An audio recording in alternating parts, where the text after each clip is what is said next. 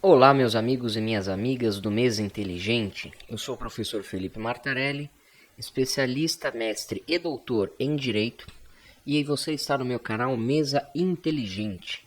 E no capítulo de hoje, nós vamos falar um pouquinho sobre os sofistas, Schopenhauer e os debates políticos atuais. O que essas três coisas têm a ver? E tem muito a ver. Se você não é inscrito no canal, eu peço gentilmente que você se inscreva no canal, ative o sininho e nos siga para ajudar a nossa causa, ok? Então, sem mais delongas, vamos para o vídeo. Solta a vinheta, Nildetão!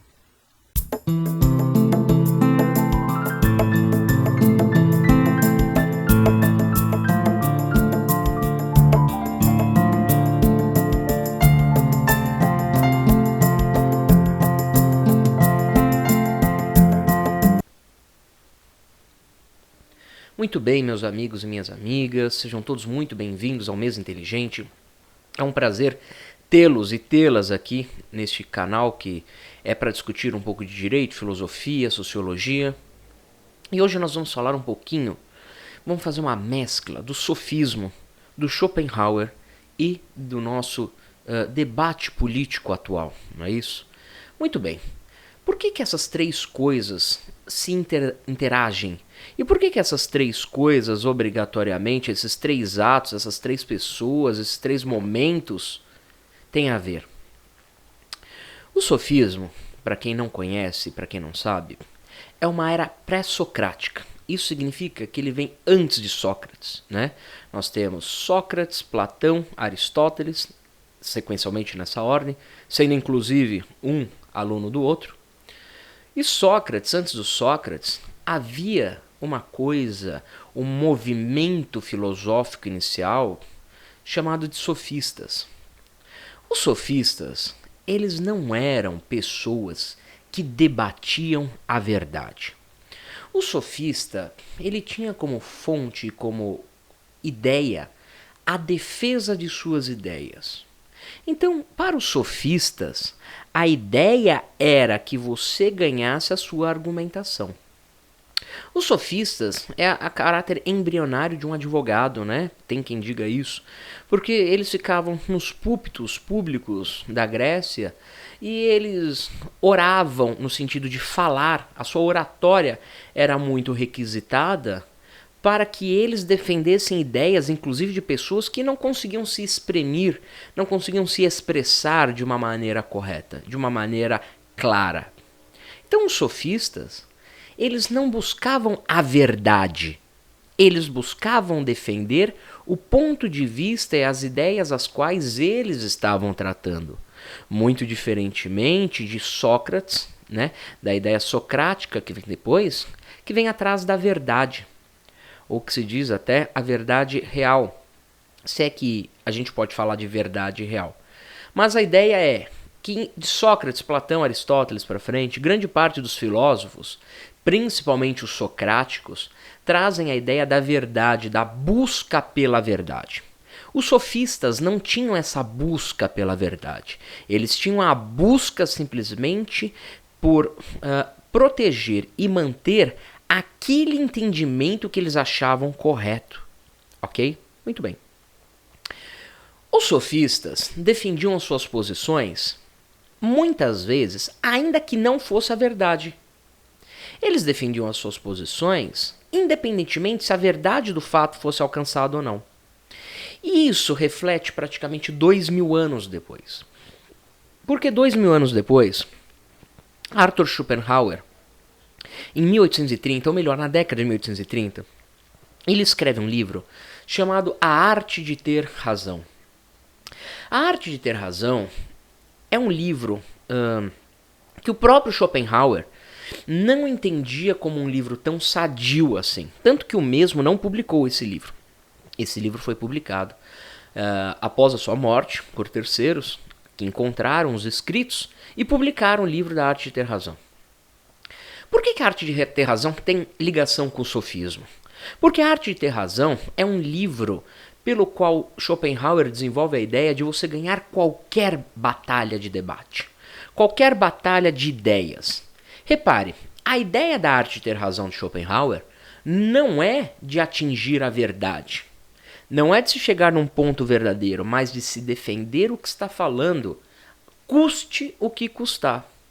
Reparem, se Schopenhauer fosse socrático, ou tivesse as ideias de Platão, Aristóteles, São Tomás de Aquino, Kant, principalmente Kant que fala da moral, ele busca uma verdade universal, ele busca uma verdade pelo fato narrado, ou com preposições, etc, etc, e conclusões. Schopenhauer não. Schopenhauer, assim como parte dos sofistas, vem a ideia da batalha de se fomentar o que você está falando como verdade. Então Schopenhauer faz a arte de ter razão, dizendo, nós vamos fazer 38 estratagemas, ou seja, são 38 módulos, 38 ideias, de se ganhar qualquer debate. Utilizando-se da verdade ou não. Sendo moral ou imoral, inclusive, no seu debate. Então Schopenhauer traz 38 armas baseados na moralidade ou na imoralidade para se ganhar o debate que se está falando. Vamos ter algumas ideias? Vamos lá. Por exemplo, o primeiro estratagema que o Schopenhauer traz, ele fala sobre a expansão. O que é expansão, né? Ele coloca, né, levar a afirmação do adversário para além do seu limite natural, interpretá-la de maneira mais genérica possível, torná-la no sentido mais amplo possível e exagerá-la. Então, repara, você pega a ideia do seu oponente, que aqui no caso é realmente um oponente, podemos dizer até um inimigo, né? E exagere a ponto de torná-la praticamente absurda, né? Começa a exagerar a ideia dele, começa a desfazer da ideia dele, comece a é um jogo de manipulação. Você vai pegar o que o seu adversário, e aqui no caso o adversário está falando, e você vai destruir com argumentos sólidos ou insólidos. Olha que absurdo. Então, por exemplo, o estratagema 8, o Schopenhauer fala, provoque seu adversário até causar-lhe raiva. Por quê? E ele coloca, toda raiva, ele não estará em posição de julgar corretamente, nem perceber a própria vantagem. Então, reparem, o Schopenhauer, ele diz em um dos estratagemas, estratagema 8 mais precisamente, irrite seu adversário, desestabilize seu adversário. Repare, a vontade aqui não é a verdade. A vontade aqui é ganhar o debate, é ganhar a discussão que está tendo, né? Então tem que tomar cuidado nessa hora. O Schopenhauer ainda fala, para você em alguns estratagemas ele coloca, traga ideias, traga números que não sejam reais, mas que seu adversário não saiba. Por exemplo, não sei quantas milhões de pessoas saíram da fome. De onde você tirou esse número? Não importa. Importa que você vai jogar esse número e vai confundir o seu adversário. E seu adversário não vai ter estrutura, não vai ter base concreta para conseguir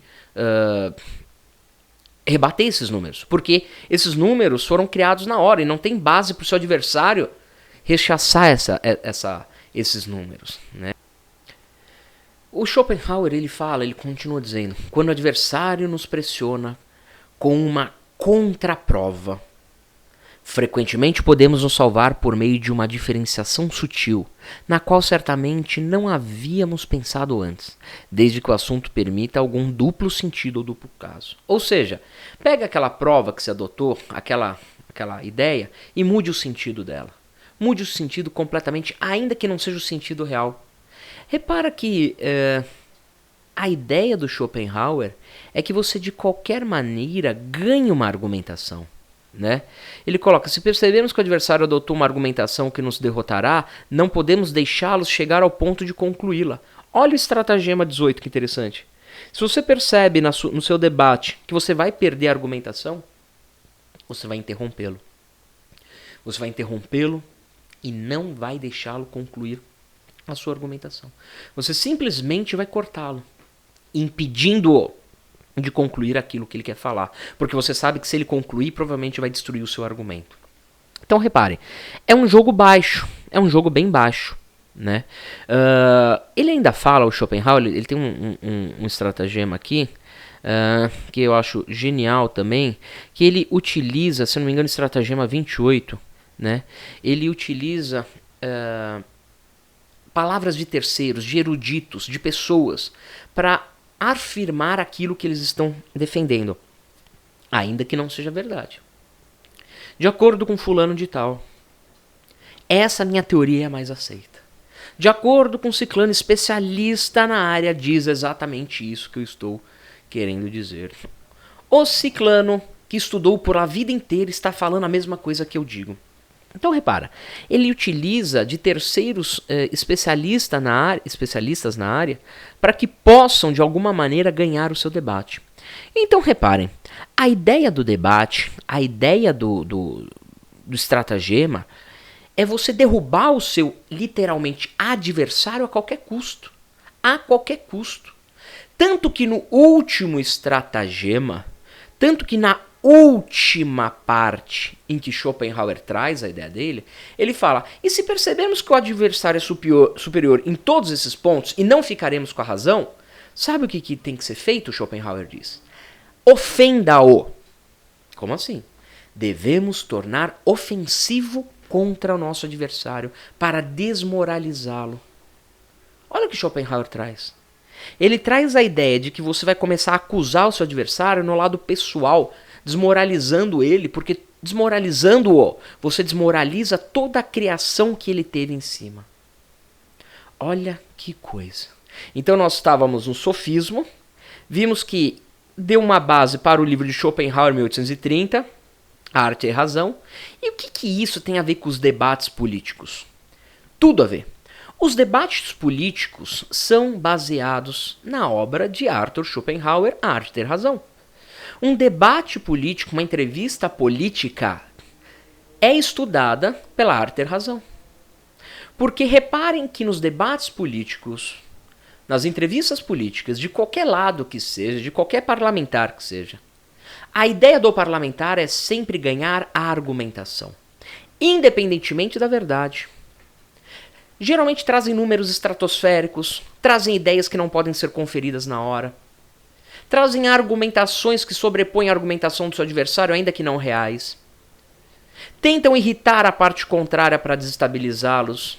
Trazem ideias de terceiros, como se terceiros fossem especialistas, concordassem plenamente com eles.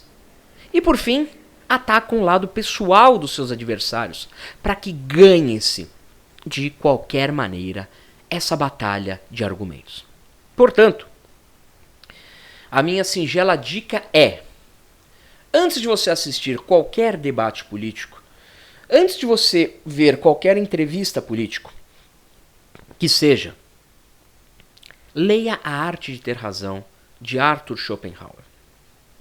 Porque a gente vai poder ver, nós vamos conseguir ver o teatro ensaiado do debate. Não que eles ensaiem entre eles, mas cada um se prepara, cada um fomenta suas armas pelo debate da Arte de Ter Razão. Ali é uma batalha, ali é uma guerra, e a verdade ali pouco importa. O que os políticos precisam é ganhar o argumento para ganhar a eleição. O debate político, ele não é um debate socrático, aristotélico,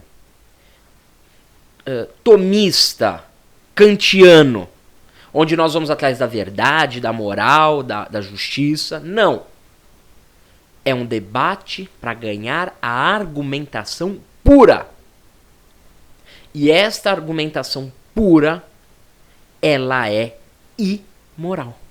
O próprio Schopenhauer fala que é imoral ganhar o debate assim, a argumentação assim. Mas é uma maneira, uma estratégia de você brigar numa guerra sem leis do debate. Não há uma fomentação justa nesse tipo de debate. Quando um candidato fala o outro, você é traficante, você é ladrão, você é corrupto, você é assassino, você não sei o quê. Cada argumentação dessa é previamente ensaiada. Não naquela pergunta, mas para um eventual momento daquele.